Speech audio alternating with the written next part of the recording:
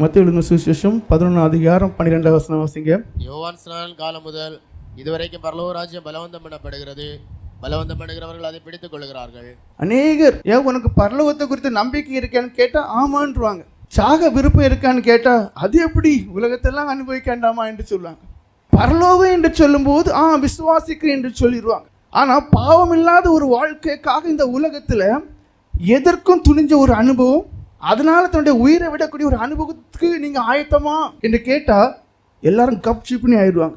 ஏன்? இந்த உலகத்தை அனுபவிக்கணும்னு ஒரு எண்ணம் இருக்கு. ஆனா தேவன் சொல்லுகிறார், நீ அந்த தேசத்துக்கு போக வேண்டுமையானால், அந்த புதிய எருசலேமுக்கு போக வேண்டுமையானால் நீ பலவந்தம் பண்ணணும் என்று சொல்லுகிறார்.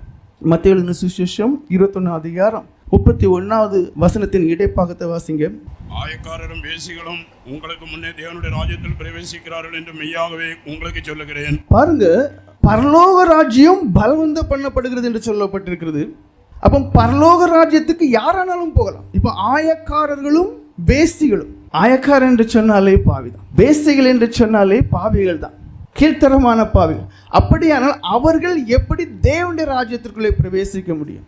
பலவந்தம் பண்ணுவார்களே. ஆனால் பலவந்தம் என்று சொல்லுவோமே ஆனால் புரிய பார்த்தாலும் ஒரு தேசம் இருக்கு, எனக்கு இந்த தேசத்தை என்னுடைய கண்ட்ரோலுக்குள்ள கொண்டு வர வேண்டும். என்ன செய்வாங்க? குண்டுகளை வீசுவாங்க, ட்ரூப்ஸ்களை இறக்குவாங்க, பீரங்கிகளை அனுப்புவாங்க, பலவந்தமா என்ன செய்வாங்க?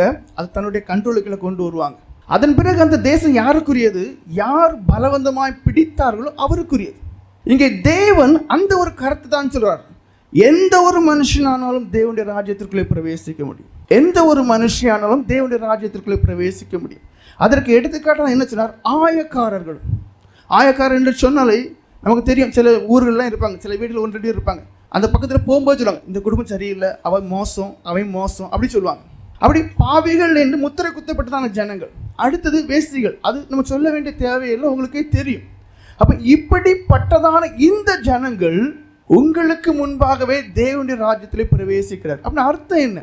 அந்த மனுஷன் பாவிதான், பாவத்தோடு எங்க போக முடியாது? தேவனுடைய ராஜ்யத்திற்கு போக முடியாது. ஏனென்றால் தேவன் பரிசுத்தர் என்று வேதம் சொல்லுது. அப்படியானால் அவன் பாவியாய் இருந்தவன் விட வேண்டிய எல்லாவற்றையும் விட்டான். தேவ சித்தம் என்ன என்பதை அறிந்து கொண்டான். உலகத்தை வெறுத்தான், தன்னை வெறுத்தான், பாவமாகிய சகலத்தையும் வெறுத்தான். அந்த மனுஷன் பரிசுத்தமாக்கப்பட்டான். பரிசுத்தமாக்கப்பட்ட பிறகு அந்த மனுஷன் தேவனுடைய ராஜ்யத்தை சுதந்திரித்துக் கொண்டான். அதனால தான் தேவன் எல்லாரையும் பார்த்து சொல்கிறார், உங்களுக்கு பரலோகம் போகணுமா?